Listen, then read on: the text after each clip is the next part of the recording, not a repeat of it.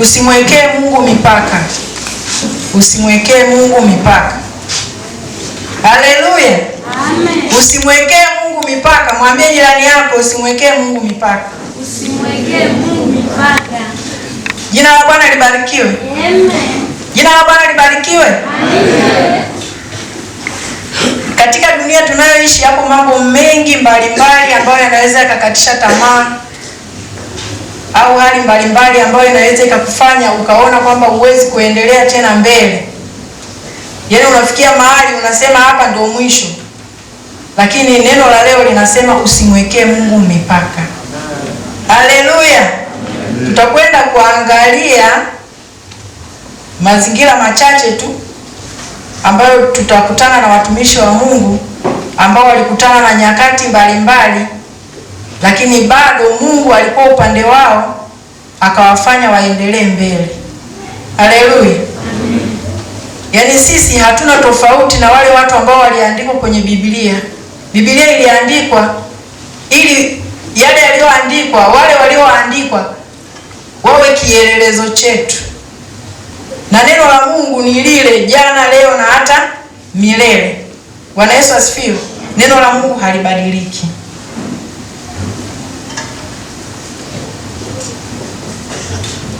Kwa hiyo sisi sio wa kwanza kukutana na hali ambayo unaweza ukakutana naye. Tunamwangalia mtumishi wa kwanza ambaye ni Elia. Elia katika kitabu kile cha Wafalme wa kwanza sura ile ya 19 mstari ule wa kwanza hadi wa 8. Kwa sehemu kubwa nitakuwa nasimulia historia, alafu tutasoma sehemu chache tu za muhimu. Bwana Yesu asifiwe. Tunafahamu habari za Elia. Elia alikuwa mtumishi wa Mungu. Mungu aliweza kumtumia katika nyakati mbalimbali. Aliweza kufanya mambo mengi makubwa na ya ajabu. Aliweza kushusha moto mpaka akaweza kuteketeza wale manabii wa Baali. Akafanya ishara mbalimbali. Bwana Yesu asifiwe. Mungu alimtumia, lakini ilifikia mahali alikaa chini ya mretemu. Biblia inasema akajiombea afe. Haleluya. Alijiombea afe. Kifo kilikuwa ni kama hatima yake, kwamba baada ya hayo, na tena alikuwa anamuogopa mtu mmoja anaitwa Yezebeli. Yezebeli alikuwa anatafuta amuue. Akasahau kwamba anaye Mungu mwenye nguvu ambaye alimfanikisha kusimama mbele ya wale manabii wa Baali. Akashusha moto. Akasahau baada ya kuambiwa kwamba anatafutwa ili afe. Kwa hiyo yeye akajiombea nafsi yake afe. Ikaonekana kama vile kifo ni mwisho wa maisha yake ya utumishi. Bwana Yesu asifiwe. Pengine upo hapa una utumishi wako, lakini umeshakutana na kikwazo ambacho kinakufanya uone kwamba leo ndio mwisho, kwamba siwezi kuendelea mbele. Lakini asubuhi ya leo tunalo neno la Mungu ambalo linasema usimwekee Mungu mipaka. Tunamuona huyu nabii Elia aliletewa chakula, akaambiwa amka ule, bado una kazi ya kufanya. Bwana Yesu asifiwe. Na wewe ambaye siku ya leo upo mahali hapa, umeshasinzia sana, umeshaona kwamba haiwezekani, Mungu anakupa hiki chakula asubuhi ya leo. Inuka ule, uendelee mbele. Haleluya. Wangapi wapo chini ya mretemu asubuhi ya leo? Wangapi wapo chini ya mretemu? Wangapi wanajiombea nafsi zao wafe? Wangapi? Pengine kwenye nafsi yako unasema kwa masomo haya mimi bora tu niache. Ukaa chini ya mretemu. Kukaa chini ya mretemu ni kukata tamaa, kuona kwamba mambo hayawezekani. Pengine mambo makubwa Mungu amekuonyesha jinsi ambavyo anatenda, lakini kwa jambo dogo tu unaweza kufikia mahali pa kukata tamaa. Usimwekee Mungu mipaka. Bado ana ajenda na wewe. Endelea mbele. Kula chakula cha Mungu ambacho ni neno la Mungu. Neno la Mungu ukilisoma na kulitafakari usiku na mchana linakuwa majibu ya maswali yako. Tunaenda kumwona pia mwanamke mwingine katika kitabu kile cha Wafalme wa kwanza sura ya 17. Ni mwanamke mjane. Huyu nabii Elia alipoambiwa aende kule Sarepta, aende kwa mwanamke huyu mjane, akakutana na yule mwanamke mjane. Naye huyu mwanamke mjane alikuwa na mipaka ya maisha yake. Alipoambiwa kwamba aende akatengeneze mkate kwa ajili ya mtumishi wa Mungu, akasema kwamba yeye ana konzi moja tu ya unga, anataka akatengeneze akale na mtoto wake wale wafe. Bwana Yesu asifiwe. Kufa ikaonekana kifo ni kama hatima yake ya maisha yake, lakini Mungu alimkusudia kuishi zaidi ili ayasimulie matendo makuu ya Mungu. Jina la Bwana libarikiwe. Tukisoma hapo kwenye hicho kitabu tunamuona kwamba tunamuona huyo mjane baada ya kutii sauti ya Mungu, akatekeleza vile ambavyo mtumishi wa Mungu alimwambia. Tunaona kwamba alienda akamimina mafuta, yani hayakukoma, akajaza vitu vyote tena mpaka alivyoviazima kwa majirani. Ina maana tayari lile neno la mtumishi wa Mungu likampa kuendelea mbele. Haleluya. Tunajifunza nini? Tunajifunza kwamba yapo maneno mbalimbali ambayo tunayasikia katika kinywa cha watumishi mbalimbali. Yale maneno hebu yachukue kama sehemu ya tiba ya maisha yako. Usichukulie neno kawaida. Lichukulie neno kwa umaalumu wake, kwamba Mungu amekusudia kusema na wewe ili akuvushe kutoka sehemu moja kwenda sehemu nyingine. Tunamwona mjane badala ya kula ile konzi ya unga kwa neno la mtumishi wa Mungu akaendelea kuishi. Haleluya. Jina la Bwana libarikiwe. Sikiliza neno la Mungu kupitia vinywa vya watumishi mbalimbali, lichukue lifanyike tiba katika maisha yako, nao utauona mbaraka wa Mungu katika maisha yako. Haleluya. Jina la Bwana libarikiwe. Tunaenda kuangalia pia kwenye kitabu kile cha Wafalme wa Pili. Wafalme wa Pili sura ile ya 6 mstari wa 1 hadi wa 7. Tunaona hapa kuna muujiza ulifanyika, muujiza wa shoka. Naomba hapo tusome. Naomba msomaji mmoja wa haraka asome Wafalme wa Pili sura ile ya 6 mstari wa 1 hadi wa 7. Kama kuna mtu anaweza kutusomea haraka, naomba tafadhali atusomee. Amina, nitasoma. Imeandikwa, Elisha wana wa manabii wakamwambia Elisha, angalia basi, mahali tukaapo mbele yako ni padogo kwetu. Basi twende mpaka Yordani kwa kuomba, tutwae huko kila mtu mti mmoja, ili tujifanyie huko mahali pa kukaa. Akajibu, haya, nendeni. Mmoja wao akasema, uwe lazi, basi nakusihi uende pamoja na watumishi wako. Akajibu, nitakwenda. Basi akaenda pamoja nao. Nao walipofika Yordani wakakata miti. Lakini mmojawapo alipokuwa katika kukata boliti, chuma ya shoka kikaanguka majini. Akalia akasema, ole wangu bwana wangu, kwani kiliazimwa kile. Mtu wa Mungu akasema, kilianguka wapi? Akamwonesha mahali. Akakata kijiti akakitupa pale pale, chuma kikaelea. Akasema, kiokote. Basi akanyosha mkono wake akakitwaa. Haleluya. Jamani, maneno ya Mungu ni hakika. Jina la Bwana libarikiwe. Huu ni muujiza mkubwa. Wanasayansi wanaweza wasielewe. Neno la Mungu alitafakariwi kwa namna ya kisayansi ya kibinadamu. Neno la Mungu ni halisi. Haleluya. Nimelipenda lile neno ambalo linasema ole wangu. Yaani ole wangu inaonyesha kwamba umefikia mahali pa kukata tamaa. Uelewi njia, kitu gani kitafanyika ili utoke kwenye hiyo ole. Jina la Bwana libarikiwe. Nilipokuwa natafakari neno hili nikakuta chuma kinaweza kikawa ni kitu gani? Shoka lilikuwa katika mfumo wa chuma, si ndio? Kikatumbukia. Lakini muujiza ukafanyika kwa kijiti. Kijiti kikafanya chuma kielee. Haleluya. Haya, wewe chuma chako ni kipi ambacho kimetumbukia? Jitafakari, muulize na mwenzako, muulize wewe, chuma chako ni kipi? Shoka lako ni lipi ambalo limetumbukia majini leo? Ni kitu gani ambacho unaona kimezama? Ni nini? Ni uchumi? Ni nini ambacho unaona kimezama asubuhi ya leo? Ni kitu gani ambacho unaona kimezama asubuhi ya leo? Ni masuala ya uchumba. Mchumba amekukataa, hicho ni chuma kimetumbukia kwenye maji. Uchumi hauendi vizuri, hicho ni chuma kimetumbukia kwenye maji. Chochote ambacho unakifikiria, magonjwa yale yasiyotibika, ni chuma kimetumbukia kwenye maji. Bwana Yesu asifiwe. Yaani chochote unachokiona, upinzani, sijui masomo ni magumu, sijui ni nini, hicho ambacho kinakukatisha tamaa mpaka unasema ole wangu, una madeni ya kutisha, unasema ole wangu, nitafanyaje? Hicho chote unachokitafakari ni chuma, ni kama shoka lile lililotumbukia kwenye maji. Haleluya. Lakini tunalo neno jema asubuhi ya leo kwamba kwa kijiti chuma kinakwenda kuelea. Mungu anakwenda kukupa ukurasa mpya, ule ambao atasema hakika Mungu ametenda.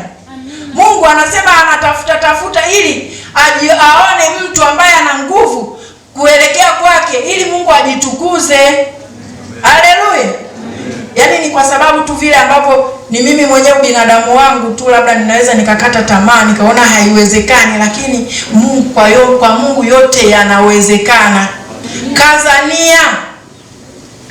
nia ya kumpenda Mungu, kaza nia ya kuamua kuambatana na Mungu katika siku za maisha yako, nao utamwona Mungu akijitokeza katika maisha yako. Jina la Bwana libarikiwe. Haleluya. Mungu ni halisi katika maisha yako. Mwaka wa kwanza hapo wameanza chuo. Unaweza ukawa umeshaingia darasani. Mimi nakumbuka mwaka wa kwanza masomo yaliyokuwa yanasikika sana kwenye makorido kwamba yanaleta hofu. IT 111 sijui kulikuwa na somo linaitwa LG, mnafanya test unapata 0.5. Ni shoka hilo linatumbukia kwenye maji. Bwana Yesu asifiwe. Ni chuma cha shoka ambacho kinatumbukia kwenye maji. Watu wanapata 0.5, wengine walifunga mizigo wakaondoka. Lakini wale ambao tulisema kwamba tutang'ang'ana tuone hatima, tuliamua kung'ang'ana, tukiendelea kumwadhimisha Mungu. Maombi yetu yamo huko. Mimi nikawa namwambia Mungu, mambo mengi nimemwambia Mungu na nimemthibitisha amefanya. Bwana Yesu asifiwe. Haleluya. Umefika mahali sahihi. Sisi tumekulia hapa. Na imani ninayoiongelea pia tumehubiriwa mahali hapa kwamba yupo Mungu ambaye anatenda mambo yasiyowezekana. Kisayansi haiwezekani shoka kuelea, lakini kwa kijiti. Yaani ninaona raha sana kwamba ninazo nyenzo katika ulimwengu wa roho kwamba kumbe hata kijiti kinaweza kikaibua mambo magumu. Bwana Yesu asifiwe. Yaani jisikie fahari kwamba umemwamini Mungu anayetenda vitu vya ajabu ambavyo kisayansi inaonekana ni ngumu kufanyika.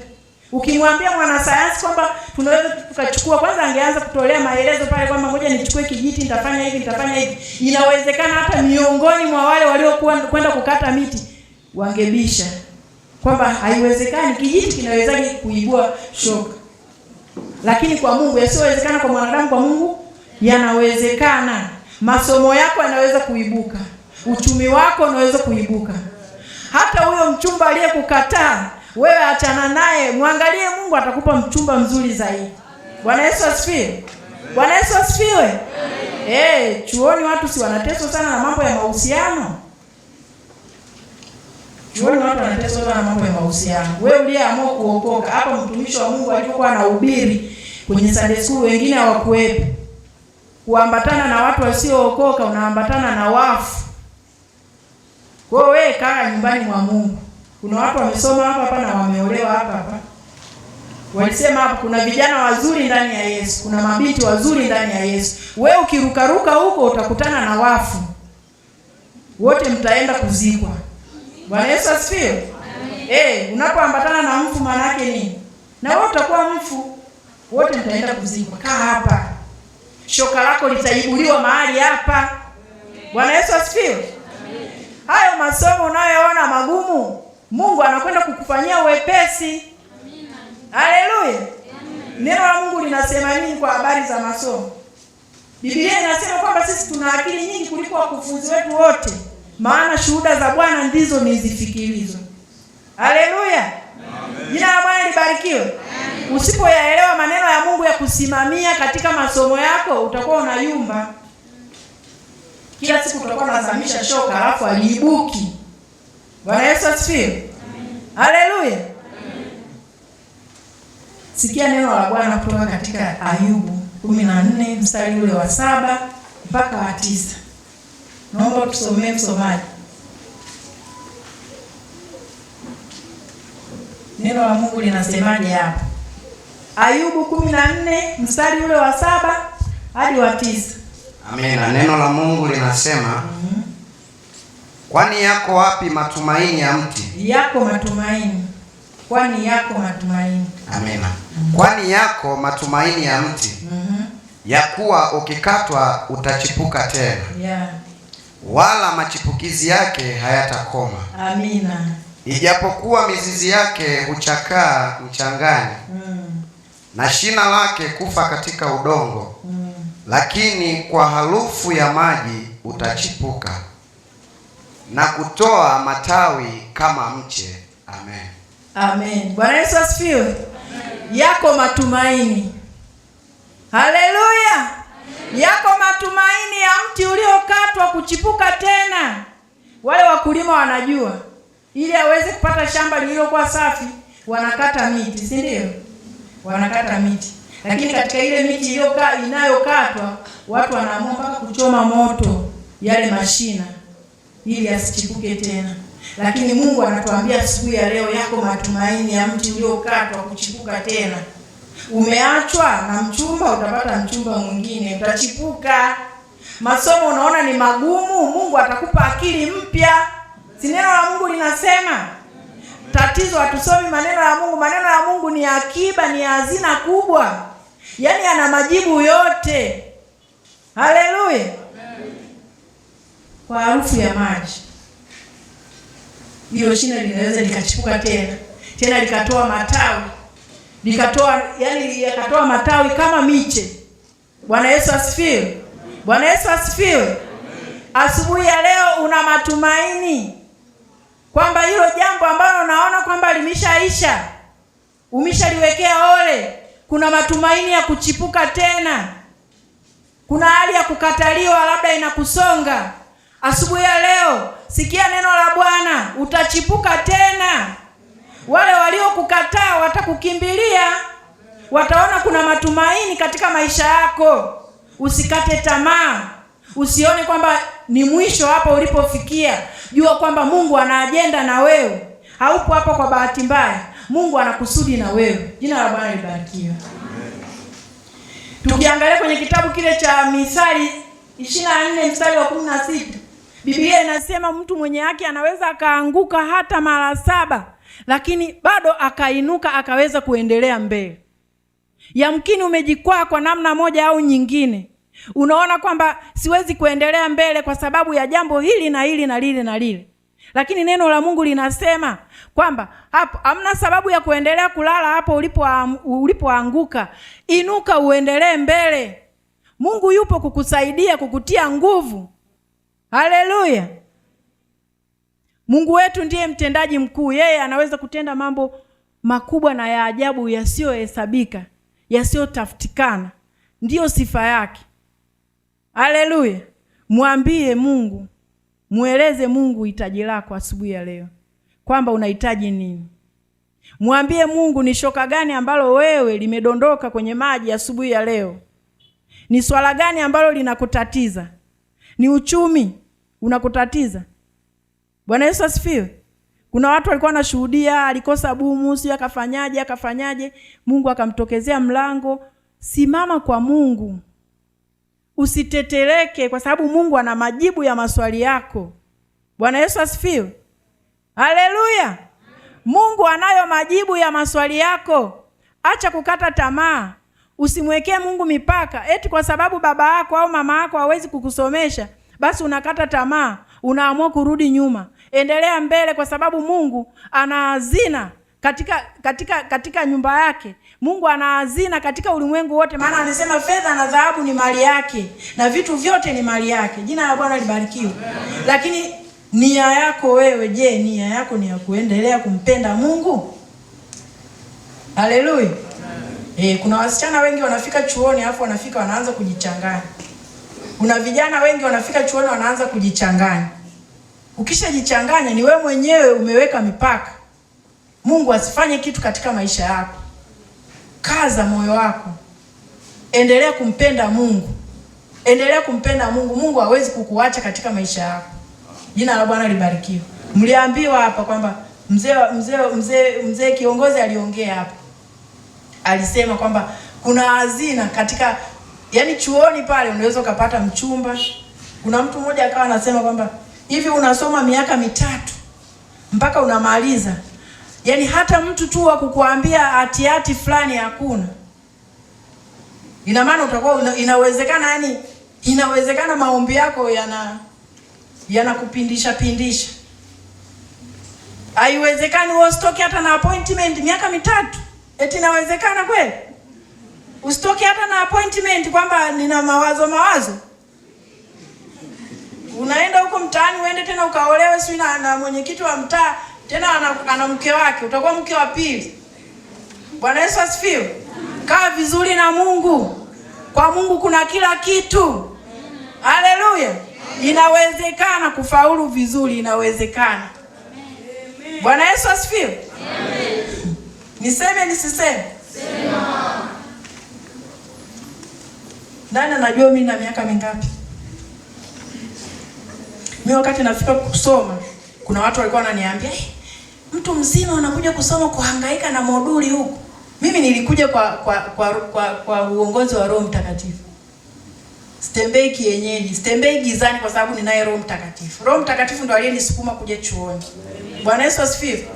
Na kusoma kwangu sikuwa nasoma. Kuna watu juzi walikuwa wananishuhudia wanasema walikuwa na kesha sio mpaka saa ngapi. Mimi nisiwe muongo mbele za Mungu, sijawahi kukesha kusoma. Mimi namwambia Roho Mtakatifu nipo hapa nahitaji kusoma. Biblia inasema kwamba kwamba walimu wetu hawatafichwa. Unapoenda kulia atakuonyesha uende kushoto. Bwana Yesu asifiwe. Ninapokuja kusoma nasema Mungu nahitaji kusoma. Nijue mazingira, siwezi kusoma kwa hasara. Mimi nitaweza mamoduli yale yote kuyaweka kichwani, umri wangu umeishi? Siwezi. Lakini Roho Mtakatifu alikuwa ananipa sehemu za kuconcentrate. Haleluya. Alafu na nilikuwa mtumishi mmoja mwaminifu sana, lazima nisambaze upendo kwa watoto wangu. Soma sehemu fulani ni maswali. Soma sehemu fulani ni maswali. Na wakifika kwenye mtihani tunayakuta. Haleluya. Nina akili nyingi kuliko wakufunzi wangu wote. Maana shuhuda za Bwana ndizo nizifikirizo. Tafuteni maneno ya Mungu kwenye ile Zaburi, maneno mengi tu ya Mungu. Zaburi ile 119, ukianzia mstari si wa 90 ngapi kule, kwenda huku 99 utaona. Kumbe mimi hata yule anayetunga mtihani hana akili kama mimi. Yaani mimi nina akili nyingi kuliko hata anayetunga mtihani. Hebu fikiri kitu kama hicho. Ni neema namna gani ambayo Mungu ametupatia. Ni kweli nimesoma miaka 3, sikuwahi kusabu hata somo moja. Sikuwahi sijui kudisco, sijui kucarry over. Hayo mambo siyajui. Nimemuona Mungu akinifaulisha. Sijawahi kwenda kuomba alama eti sijui haijatimia, mwalimu naomba niongezee 1. Kweli sijawahi. Lakini nilimweka Mungu mbele kwamba yeye ni kila kitu katika maisha yangu. Na waelekeza jinsi ya kusoma kwa kutumia Roho Mtakatifu. Haleluya. Ikifika coursework imetimia, naingia kwenye UE na faulu. Ikifika GPA unashangaa 4. Bwana Yesu asifiwe. Mwaka wa kwanza GPA 4. Mwaka wa pili nikashuka kidogo GPA 3.9. Mwaka wa 3 GPA 4. Ni mimi huyu. Haleluya. Ninaongea sio kwa lengo la kujitamba, naongea najitamba mbele ya Roho Mtakatifu anayefanya vitu vya ajabu. Shika wewe mwaka wa kwanza asubuhi ya leo. Haleluya. Shika, Roho Mtakatifu anafanya vitu vya ajabu. Kuna maswali mengine ambayo mtu anasema alikuwa haelewi. Mimi nashangaa mbona nilielewa tu, nilijibu tu. Alafu naanza kuwaza au nilienda chaka, lakini baadaye nasema kwa sababu ninamwamini Mungu mimi siwezi kwenda chaka. Bwana Yesu asifiwe. Nimemuona Mungu, nimemthibitisha. Ninawaambia kitu halisi, Mungu anafanya. Sema group member wangu sijamuona hapa hata mmoja hajafika. Angesema nawaambia somo fulani, soma sehemu fulani. Roho Mtakatifu ndo ananiambia. Tena nakumbuka siku ya kwanza naanza UE. Nikajikuta mtihani unaanza saa 9. Nikaona tu Roho Mtakatifu amenikamata toka asubuhi ninabubujika tu. Ninamshukuru Mungu kwamba ni kweli leo naanza mtihani. Ninabubujika. Nasema hivi Ana, kweli mpaka saa hizi nafika saa 4 sipati mwanga wa kuangalia chochote. Ni machozi tu. Lakini nilipofika kwenye saa 7 hivi, nikasikia mtu mmoja ananipigia simu ananiambia hivi, mama, upo wapi? Nikamwambia nipo room. Umeshapitia? Nikamwambia sijapitia, nilikuwa tu mbele za Mungu. Bwana Yesu asifiwe. Kilichofanyika ni kitu cha ajabu sana. Haleluya. Kuna somo linaitwa SE. Yaani nikapata kujua mpaka maswali yanayotoka nini. Nimeenda kufanya ule mtihani. Sijapitia jamani. Ni Mungu tu alinishika. Nikawa nabubujika mbele za Mungu. Tena mtu mmoja mle chumbani alipokuwa ananiona mama hata stoki pale kitandani naendelea kububujika, kumbe mwenzangu alikuwa ananipiga picha kwa kisirisiri. Mimi nipo tu nimevimba, uso ni mwekundu. Ninaendelea kumwadhimisha Mungu kwa matendo yake makuu. Roho Mtakatifu aniachii. Haleluya. Mpaka nafika muda kama huo najiandaa kwenda kwenye mtihani. Lakini Mungu amenipa yeye kibanda changu. Haleluya. Yaani siwaambie hadithi. Neno la Mungu ni halisi katika maisha yetu. Ni vile tu ambavyo tuna mashaka. Wakati mwingine tunajiona tuna akili nyingi sana. Wewe una akili kuliko Mungu. Hebu mshike Mungu. Haleluya. Mshike Mungu. Kama mimi mwenye umri mkubwa naelekea mwaka huu wa 54, bado nimepata GPA kubwa. Wewe mtoto mdogo ambaye una akili bado fresh, kwa nini usisome ukawa best student? Alafu nikaja kusikia eti best student wa hapa eti ana GPA 4.3. Nikasema Mungu wangu, kumbe ningekaza kidogo tu. Bi mkubwa ningeenda na mimi ningekuwa best student. Hata hapa ninamuona Bwana amenitendea. Haleluya. Kwa sababu kuna rafiki yangu mmoja akaniambia hivi, we mama, umefaulu hivi? Akasema, mbona kuna wenzako yeye na watoto wake wameenda wamesoma chuo. Wameishia 2 point ngapi sijui. 2 point ngapi. Wewe mbona umefaulu hivi? Nikamwambia mimi nilikuwa sisomi mimi peke yangu. Nilikuwa nasoma na Roho Mtakatifu. Haleluya. Usimwekee Mungu mipaka. Asubuhi ya leo ibua hilo shoka ambalo limetumbukia kwenye maisha yako. Limekufanya ukate tamaa. Limekufanya uvunjike moyo. Bwana Yesu asifiwe. Hilo jambo linakwenda kuibuka kwa neno la Mungu. Kula neno la Mungu kama chakula. Litafakari hilo neno la Mungu. Utaliona dhahiri katika maisha yako. Unajua siku za leo tumekosa neno la Mungu. Tatizo kubwa tumekuwa wavivu wa kusoma neno la Mungu. Yaani kuwa na desturi kabla hujatoka chumbani kwako uwe na neno la kutembelea la siku. Utakwenda kukutana nalo katika matumizi. Hakika nakwambia. Haleluya. Mwambie Roho Mtakatifu nisome wapi neno lako. Atakupa neno. Lile neno siku hiyo ukiwa na desturi hiyo, ukamshirikisha Roho Mtakatifu, ukasoma neno lake, atakupa uongozi wa kutwa nzima na hilo neno utalikuta katika matumizi. Bwana Yesu asifiwe. Yaani ninawafundisha kwa sababu mimi mwenyewe na pia nilikuwa na watoto walikuwa nasoma chuo kikuu. Kabla mimi mwenyewe sijasoma, nilikuwa nawaambia maneno ya Mungu. Bwana Yesu asifiwe. Nikawaambia mnaenda kusoma. Lakini kuna mambo mbalimbali, changamoto mbalimbali. Hizo changamoto Mungu anaziweza. Bwana Yesu asifiwe. Mungu anaziweza na nyinyi ninawaambia asubuhi ya leo kama watoto wangu. Haleluya. Ni kama watoto wangu. Ni watoto wangu, sio kama watoto wangu. Maana kama mtoto wa kwanza amezaliwa 94, wewe umezaliwa mwaka gani?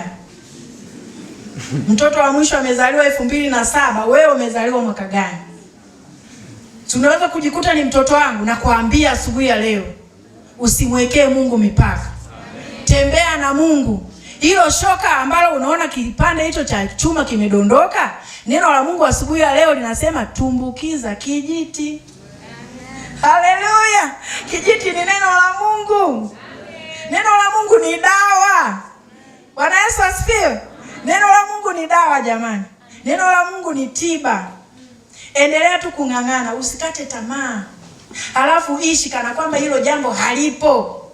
Unalifuta katika ulimwengu wa roho. Tembea ukifuta hayo yote hayo, futa. Mimi nakumbuka walikuwa wanasema kwenye ukoo wa nilikoolewa, walikuwa wanasema eti kule watoto wa kike huwa wasomaji. Nikasema kama huwa hawasomi, mimi wa kwangu atasoma. Bwana Yesu asifiwe. Hawasomi watoto wa kike, wanaishia la 7, mimi wa kwangu atasoma. Bwana Yesu asifiwe. Unakuwa kinyume na kile kinachonenwa. Usikishikilie na kutembea nacho kwamba wamesema. Utakutana na shetani na yeye. Kwa vile tayari wewe umeshaweka wamesema. Unamwekea Mungu mipaka. Matokeo yake tutasikia tu chuo anaendelea lakini ana mtoto. Bwana Yesu asifiwe. Mmetumwa kuja kutafuta watoto. Haleluya. Mmetumwa kuja kutafuta watoto. Haleluya. Mimi chuoni nilisimama kama mzazi.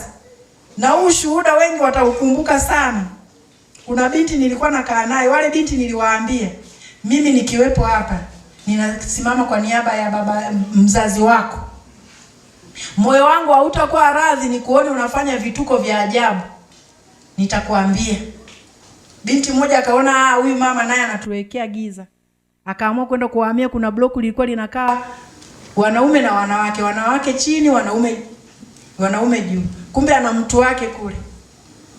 Akaenda, mwisho wa siku akafika pale, ameletwa, amekunywa dawa. Mimi napigiwa simu, naambiwa mama, amekuja binti hapa, ana mazingira magumu, njoo haraka. Nimerudi pale, nimemkuta yule binti pale kwamba amekunywa dawa kwa sababu yule kijana amemkataa. Mara ya kwanza nikawa nawaza tumpeleke hospitali, lakini Roho Mtakatifu akaniambia kwa nini uteseke? Kwa nini uteseke? Nikasikiliza. Bahati nzuri kulikuwa na kijana ambaye amefika pale ambaye ni rafiki wa huyo kijana anayefanya haya matendo. Nikamwambia nipe simu niongee na huyo kijana. Ananiambia mama, mimi nipo huku social, mjitahidi kumpeleka huyo hospitali. Nikamwambia sikiliza kijana. Kama ulifika kwa lengo la kusoma, njoo upambane na matatizo yako. Huyu binti nampeleka kule mlikokuwa mnalala. Nikakata simu. Nikamwambia yule kijana, twende tumpeleke huyu binti kule block E walikokuwa nalala. Siyo chumba namba 50 ngapi. Nilibeba mgongoni yule binti, nikapanda naye kwenye boda, nikapanda naye ngazi, tukafika pale tukakuta yule kijana eti amefunga wanaita enclosure. Ameitengeneza kabisa hivi, nikaifanya hivi. Nikampakiza yule binti, nikamlaza pale, nikamfungia, nikaondoka. Bwana Yesu asifiwe. Nilishamuonya. Nilishamwambia. Alirudi, walienda hospitali, wanajua wao. Lakini mimi kazi yangu nilishamaliza. Sasa yule akawa anamlaumu yule kijana, anasema, "Unaruhusu vipi huyu mama ampeleke yule?" Akasema, "Wewe mama mwenyewe umemuona." Yupo serious. Na nilikuwa serious, sio mimi, ni Roho Mtakatifu. Bwana Yesu asifiwe.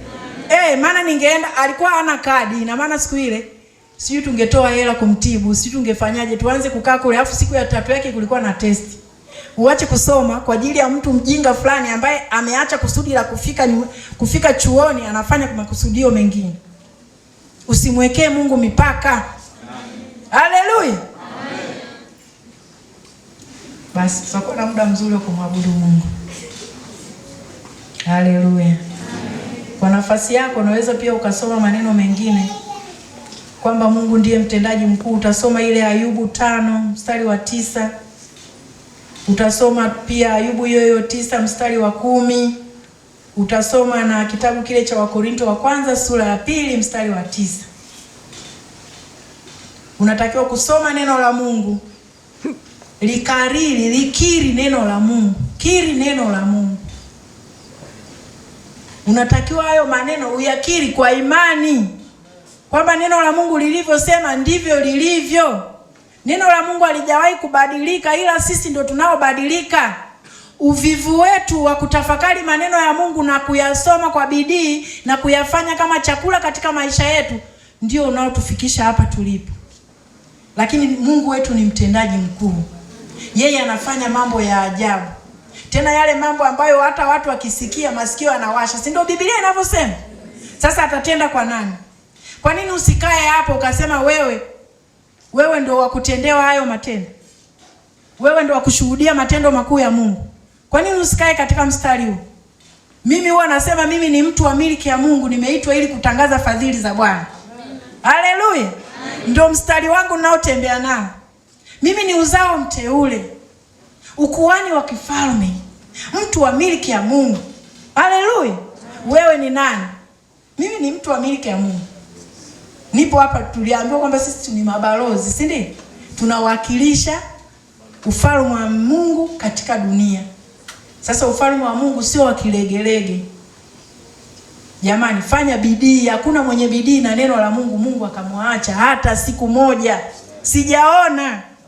Na neno la Mungu linasema kwamba Daudi alisema kwamba tangu alipokuwa kijana hata mzee hajawahi kuona mwenye haki ameachwa, wala uzao wake ukiomba chakula. Wewe leo ni binti mdogo, lakini kumbuka kuna uzao nyuma yako.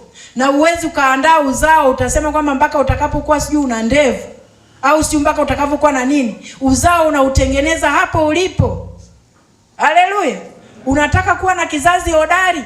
Anza leo. Shika maneno ya Mungu, yatafakari, sikiliza maneno ya Mungu yanayonenwa mahali hapa. Mtumishi wa Mungu anachokisema kifuatilie. Utaona matokeo. Haleluya. Tuache uvivu. Tuache uvivu wa kufikiri. Tusitafute njia za mkato. Maana neno la Mungu linasema Mungu hachelewi wala hawai. Usione Mungu kama vile anakawia, alafu katafuta njia nyingine mbadala. Mungu hakai na mbadala, kwa sababu yeye anatafuta kujitukuza. Bwana Yesu asifiwe. Tutakwenda kusimama. Tusimame. Simama huku kitafakari. Simama huku kitafakari kwamba wewe kipande chako cha shoka ni kipi? Kipande chako cha shoka ni kipi ambacho kimetumbukia? Unahitaji asubuhi ya leo kiibuke ili uendelee mbele. Je, ni mchumba amekukatisha tamaa? Je, ni hali ya uchumi imekukatisha tamaa?